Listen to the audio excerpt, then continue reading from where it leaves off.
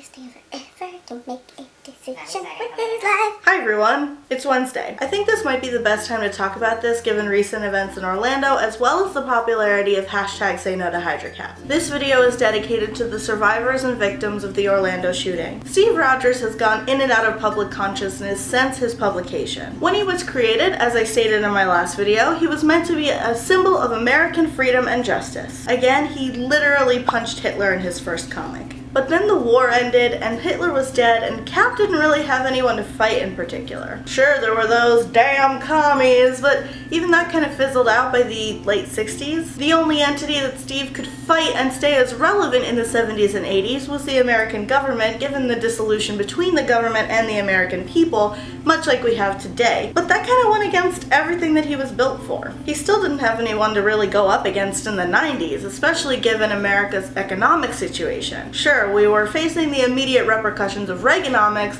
but generally we were doing okay, relatively speaking. Marvel movies weren't taken seriously in the 90s. There's a Cap movie from 1990 that has terrible reviews, like a 0% on Rotten Tomatoes, and I wasn't even aware that was possible. J.D. Salinger's son, yeah, like Catcher in the Rye, J.D. Salinger, his son plays Steve in that movie. It was just a terrible idea and the timing was all wrong. And Chester, could you please just take a seat? He was also a werewolf in the comics starting in 1992, which I guess was meant to make him seem more relevant because America had a brief thing with werewolves in 82, but then Marvel movies started getting better, made less for comic book readers exclusively and more for the average moviegoer. So in 2011, Cap came back into American and global pop culture in a huge way with Captain America: The First Avenger, which focused on telling Steve's story while also bringing him into the 21st century. In all that time, we've only seen Steve romantically interested in women. There's always been Peggy, and there always will be Peggy, no matter what the Russos did to her,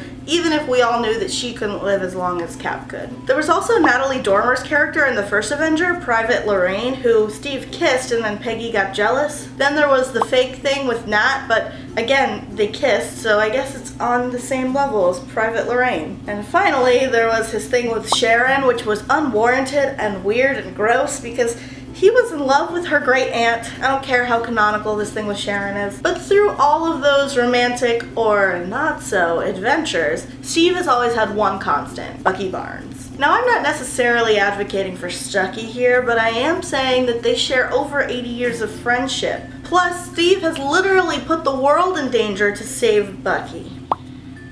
Basically, since Winter Soldier, Steve has been obsessed with one thing, and that is clearing Bucky's name to protect him. Now that could be because Steve had no one else but Bucky after his mother died, but it could also be because Bucky is his boyfriend. Now, as far as I understand, there's no circumstantial evidence that proves that Bucky and Steve are more than just pals. But 80 years is a long, long time to dedicate your entire purpose to one person. And now it's 2016 and LGBTQ people in America have legally been allowed to get married for a year. Plus, according to Connor Schwartfeger from Cinema Blend, it makes sense now more than ever to give Captain America a boyfriend in the MCU. He says that it doesn't necessarily have to be Bucky, and I tend to agree, though I won't say that Stucky is impossible. I think mostly Bucky's just got a lot going on right now. You know, being frozen and everything. I've seen some form of the Give Captain America hashtag for a long time. Stucky's been around for I don't even know how long, and with it the idea that Captain Steve Rogers is not straight. Steve's an artist.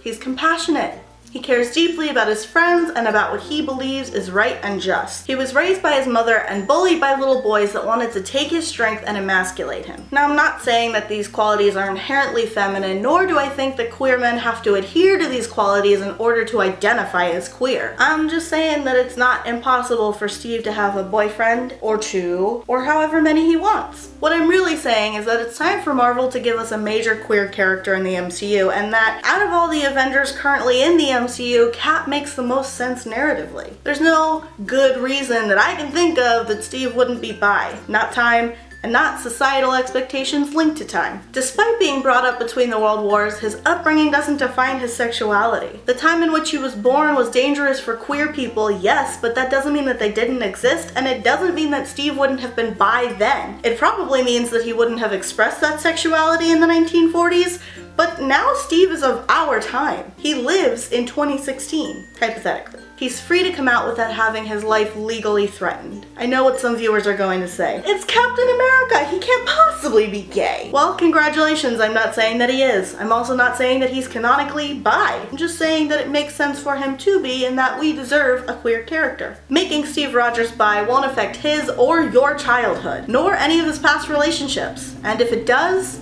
I think that says more about you than it does Steve. This is the second video in a row that I've had to end with my phone because my camera died. I should really charge the battery. Thank you so much for watching this video. If you liked it, please give it a thumbs up. And in the comments below, let me know who you ship with Steve, because that's basically what this whole video is about. Yeah, if you're not subscribed to The Princess and the Scrivener, please do so down below. We are going to try to post videos every single week. My heart and soul goes out to those still suffering from the Orlando shooting, and I will see you soon.